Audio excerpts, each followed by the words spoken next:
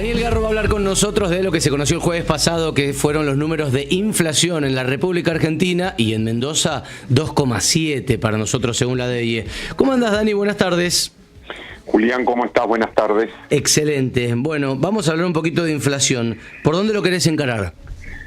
A ver, hay una fuerte confusión, sobre todo en redes y demás, respecto del famoso IPC. Que yo escribí en la columna del domingo en el diario, escribí justamente una parte de esa confusión, que es creer que el IPC es inflación. Y el IPC no es inflación. El IPC simplemente lo que hace es medir una variación de precios, pero no es inflación. La inflación es el incremento de la oferta monetaria en tiempo real en relación a la demanda de esa moneda en el mismo momento.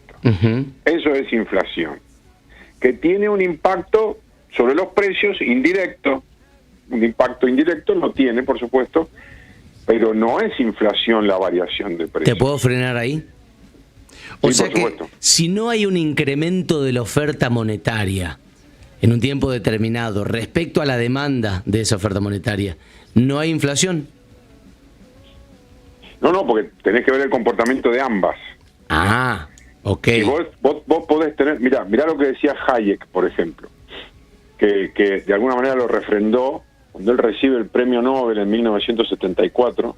Su discurso se llamó La pretensión del conocimiento, que era precisamente una crítica. Él tomaba otro ejemplo, que era la relación entre desempleo y demanda de bienes y servicios, pero se podía extrapolar perfectamente, porque él justamente la crítica era a la matematización de la economía, que es precisamente esto que se hace con el IPC. ¿Qué decía Hayek? Supongamos por un instante que la tasa de incremento de la oferta monetaria es del 5% anual.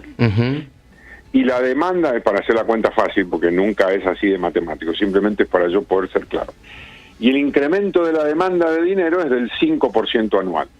Entonces cualquiera diría, bueno, al final del camino, cuando termine el año, lo que vas a tener es una estabilidad de precios.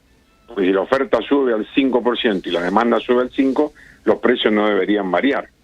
¿Y qué decía Hayek? Decía, ahí también hay inflación. Entonces te imaginás, los neoclásicos, los keynesianos, los monetaristas se volvían locos cuando Hayek decía esto. ¿Cómo inflación? No hay inflación.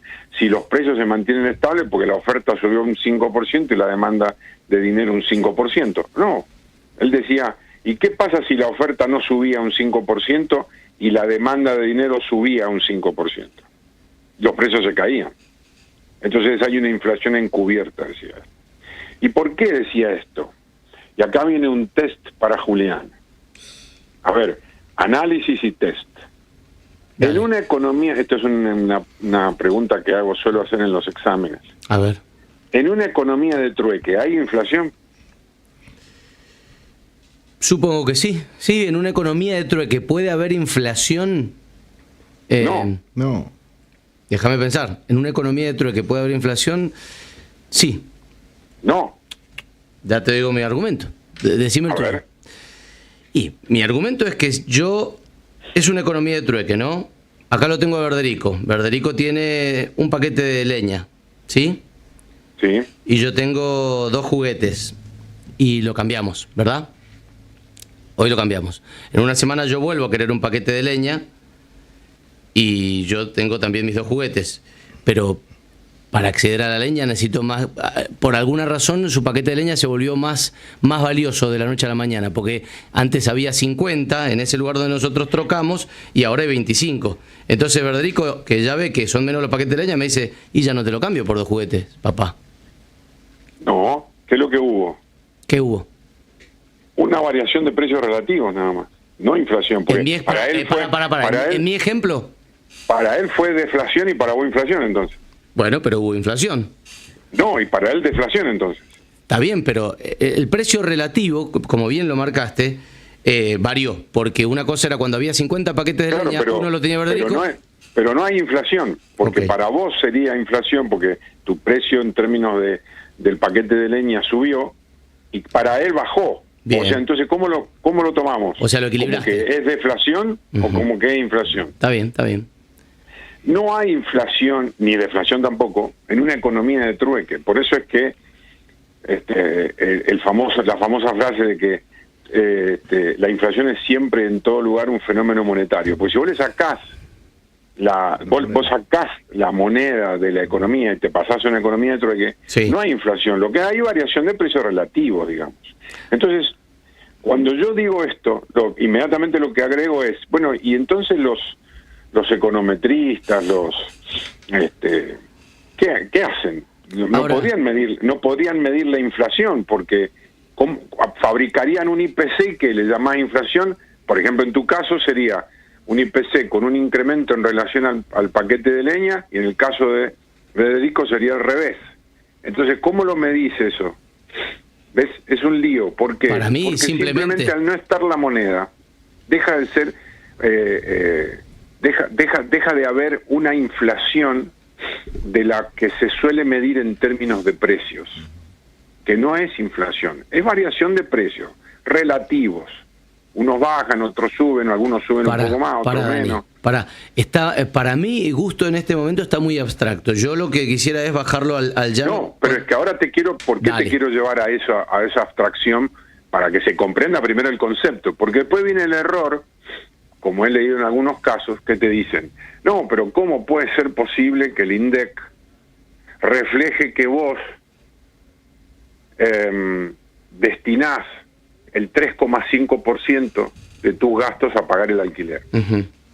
Que inmediatamente, por supuesto, cometen otro error al decir, si vos tenés un ingreso de 1 millón de pesos, quiere decir que pagarías 35.000 de alquiler. Ahí hay dos errores.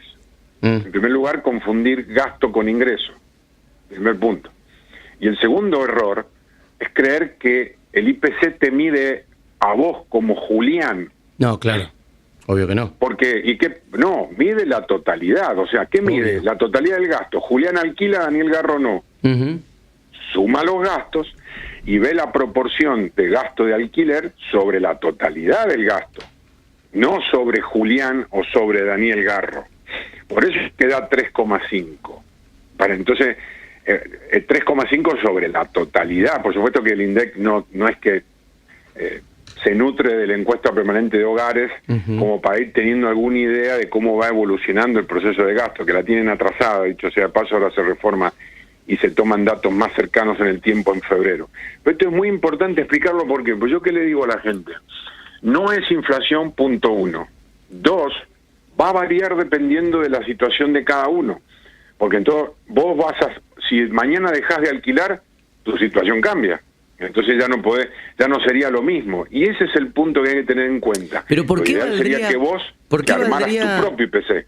Pero ¿por qué valdría la pena saber la situación puntual de cada persona si lo que los estados quieren conocer es cómo es la progresión de precios de la totalidad, o por lo menos de la mayor porción posible tomada por el INDEC? Porque siempre son fotos, Julián. Vos si por querés supuesto, hacer un análisis, como toda estadística, pero vos querés saber cuál es la progresión de precio de lo que la mayoría de la gente consume. Para eso tenemos el INDEC en gran medida. Pero por eso tomás malas decisiones, porque te basás en fotos. No estoy diciendo que lo que hace el INDEC esté mal o bien, no lo estoy juzgando, porque en realidad desde el punto de vista estadístico está bien, pero te sirve de poco y nada. ¿Por qué? Porque vos, lo mismo si estás en una empresa, vos lo que tenés que analizar es cómo se mueve los precios de tus principales, supongamos, costos, uh-huh, materia prima, material, en fin, cuando varía la oferta y la demanda monetaria, claro, no el IPC o el IPIM o todo eso. Que eso son cuestiones matemáticas que no tienen nada que ver con lo que a vos te pasa en la empresa en términos de gestión. Lo mismo una persona o una familia. Bien. ¿Cómo se mueven tus gastos cuando la oferta y la demanda monetaria se mueven de determinada manera? ¿Cómo reaccionás vos? Porque eso es lo que te va a permitir a vos ser más eficiente en tu economía familiar. Uh-huh. Decir, la carne, mi gasto en carne representa este porcentaje por ahora, y el precio está subiendo mucho. Bueno, yo darme cuenta de eso empiezo a arbitrar, y compro pollo, cerdo, y bajo mi IPC. Bien. Para eso te sirve.